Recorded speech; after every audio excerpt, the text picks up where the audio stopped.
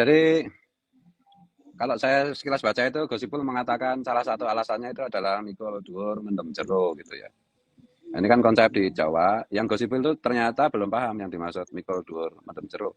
Mikul dhuwur mendem jero itu kan artinya menyimpan kekeliruan, kekhilafan, kesalahan orang yang sudah meninggal dan supaya tidak ditiru oleh generasi berikutnya dan menggarisbawahi prestasi dan jasa orang yang sudah meninggal.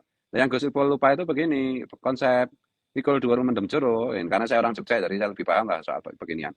Itu selagi tidak menyangkut kepentingan sosial apalagi bangsa dan negara. Kalau menyangkut kekhilafan atau kekeliruan atau kelemahan pribadi, nah itu harus disembunyikan. Tapi kalau ini misalnya kaitannya dengan klan Habib Ali ini merugikan bangsa dan negara, menjadi antek penjajah Belanda, bahkan secara kedatangannya pun itu terkait dengan kepentingan menjadikan mereka sebagai antek-antek penjajah. Kemudian secara yuridis juga seperti disampaikan oleh Gus Subhan tadi, mereka tidak sah sebagai warga negara Republik Indonesia. Kemudian dan alasan sosiologisnya juga tadi sudah disampaikan, tidak ada jasa apapun bagi bangsa dan negara. Nah kok ini terus mau dijadikan ini dalam rangka mikul dhuwur mendem jero itu ya sesat itu Gus Ipul itu. Dan terkait dengan hal ini saya jujur aja agak khawatir gitu ya dengan pemerintahan yang sekarang bertugas itu ya.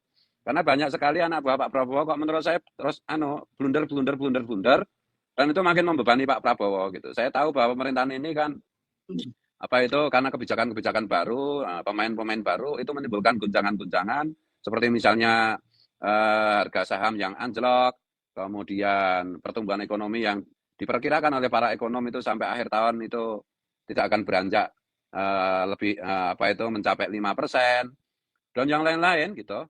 Tapi kok terus-menerus pemerintah ini blunder gitu. Dan blundernya itu gini, blundernya itu menyakiti orang yang setia kepada pemerintah hari ini. Orang yang paling setia dengan membela pemerintah hari ini yaitu putra-putri bangsa Nusantara atau yang disebut pribumi gitu.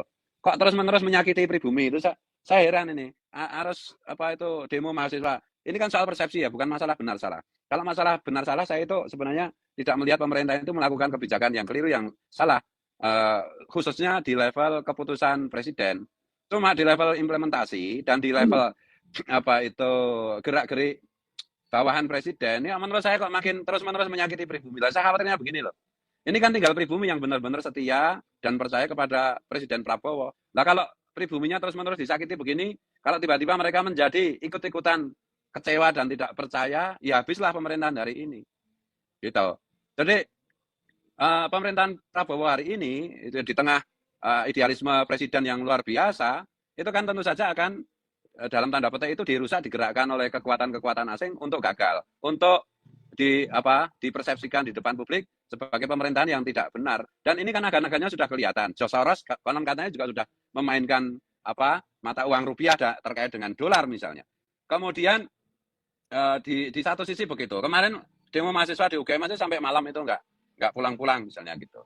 Kemudian ya meskipun ini persepsi ya. Kemudian tentang RUU Undang-Undang TNI yang baru, meskipun saya mendukung, tapi kan dipersepsikan publik dengan negatif gitu loh. Belum perilaku-perilaku yang lain-lain ini kok Gus Ipul kok nambahi PR presiden, memancing publik terutama pribumi untuk juga ikut-ikutan distrust, juga ikut-ikutan tidak percaya kepada pemerintah hari ini. Saya khawatir karena ini juga terkait dengan usia reformasi yang sudah 27 tahun kan gitu. Nah, ini kan ada kayak semacam siklus gitu ya, kayak semacam siklus bahwa di Indonesia itu 25 tahun atau 30 tahun itu terjadi sesuatu gitu.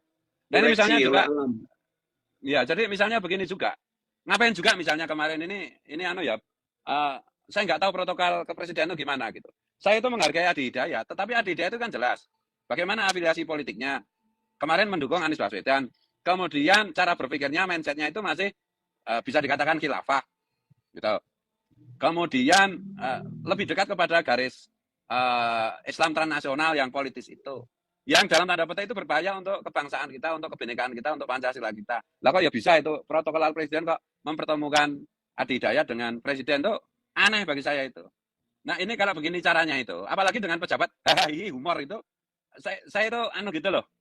Ya coba dilihat aja di medsosnya anak-anak muda itu, entah di IG, entah di TikTok, entah di kalau X itu nggak usah di ini ya, karena memang warga X itu mayoritas memang pembenci pemerintah gitu. Tapi coba dilihat itu di IG, di mana itu di apa itu di apa TikTok misalnya. Bagaimana sinisme anak-anak muda terhadap pemerintahan ini. Dan coba perhatikan bagaimana putra-putri bangsa Nusantara yang disebut dengan pribumi itu terus-menerus berusaha support kepada pemerintah dan apa itu dengan sukarela menjadi corong pemerintah untuk membela, untuk meyakinkan apa itu warga bangsa negara secara umum untuk terus memberi kepercayaan dan memberi kesempatan kepada pemerintah untuk melaksanakan tugasnya gitu. Tapi kok disakiti terus gitu loh. Aku ini mohon ini kan podcast kita kan selalu didengar oleh Kemenhan, oleh BIN, oleh Mabes Polri gitu. Tolong sampaikan ini. Kalau begini terus itu, aduh, saya itu pendukung utama Pak Prabowo. Pribumi inilah yang paling setia dengan Pak Prabowo. Tapi kok Pak Prabowo dan itu dikondisikan oleh anak buahnya untuk menyakiti pribumi gitu. Dan anak buahnya Pak Prabowo kok berkali-kali berusaha menyakiti pribumi itu. Heran saya itu. Mulai dari Raffi Ahmad, mulai dari Gus Miftah, mulai dari Mayor yang sekarang menjadi Letkol Teddy. Kemudian sekarang ditambah lagi sama Gus Ipul ini. Itu loh. Nah kalau pendukung utama yang paling percaya kepada Prabowo, yang paling setia membela Prabowo, terus-menerus disakiti, ya saya khawatir kalau benar-benar sakit, kemudian tidak mau lagi, atau istilahnya itu ya leleh luweh lah, cuek lah, terserah mau pemerintahan ini mau dipersepsikan buruk atau baik, terserah. Terus kalau sudah kayak begitu, suasana psikologisnya pribumi gimana? Nah ini tolong di anu lah. Ini kan saya sudah berkali-kali bilang, kalau pemerintah hari ini siapapun itu, kalau dekat-dekat dengan Habib, dengan kelompok garis Islam transnasional yang sesat itu pasti dimurkai Allah. Mekanismenya itu begitu. Coba perhatikan tuh. Saya berkali-kali ngomong itu. Mayor Teddy menjadi Letkol Teddy itu kan per 25 Februari. Kemudian 25 Februari, terus kemudian tanggal 3 Maret, Letkol Teddy mengunjungi Habib. Dari tanggal 25 sampai 3 Maret itu nggak ada yang memprotes itu, nggak ada yang mempersoalkan itu. Kemudian tanggal 5 Maret saya memprotes itu. Bagaimana kok Letkol Teddy mendekati si Habib Alwi yang antek penjajah itu. Kemudian apa yang terjadi? Tanggal 7, tanggal 8, jadi tiba-tiba orang pada menyerang apa itu mengenai kenaikan pangkat Mayor Teddy menjadi Letkol Teddy. Bahkan sekarang di medsos itu sudah menyerang secara personalnya Letkol Teddy. Dan berimbas kepada presiden. Kita loh dikait-kaitkan dengan presiden lah. Entah itu apa ada omongan-omongan tentang Nyonya Teddy kah, entah itu gambar wedding antara apa itu Letkol Teddy dengan Presiden Prabowo kah. Ini kan suara publik, suara anak-anak muda yang mereka itu benar-benar netral gitu. Jadi aura yang diciptakan oleh Tuhan semesta alam ini sedang begitu. Tuhan itu sedang menghendaki bahwa semua penipuan terhadap bangsa dan negara, pengkhianatan terhadap Pancasila dan Bhinneka Tunggal Ika khususnya itu dikehendaki oleh Tuhan yang Maha Kuasa yang melindungi bangsa kita, Pancasila kita, Bhinneka Tunggal Ika kita, itu sedang menghendaki untuk dibongkar.